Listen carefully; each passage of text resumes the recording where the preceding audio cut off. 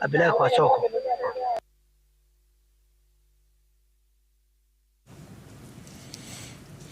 Naam. Kwingineko ni kwamba ukosefu wa nafasi ya kutosha ya kufanya masomo ya ziada ni mojawapo ya changamoto zinazochangia kuzorota kwa masomo kwa baadhi ya wanafunzi kutoka vitongoji duni hapa Nairobi.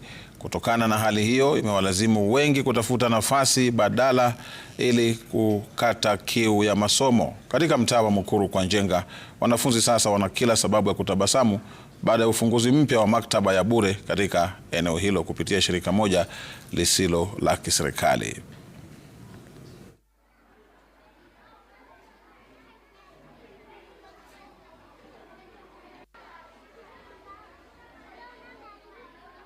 Unapata huko nyumbani mtoto hapati nafasi ya kusoma, maybe kuna kelele, maybe kama kazi za nyumbani, but akiingia kwa library anapata mahali pazuri, atafanya studies zake, atasoma vizuri bila kusumbuliwa na mtu yote. Library kama huku imekuja kwa Mukuru Njenga ni usaidizi kwa community ya kila mzazi ako na mtoto.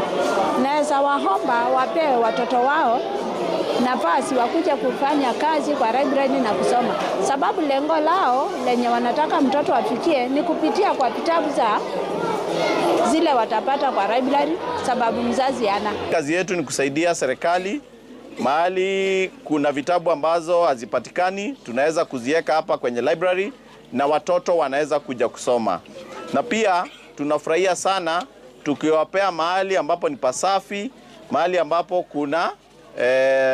kuna lighting mzuri na mahali ambapo ni comfortable.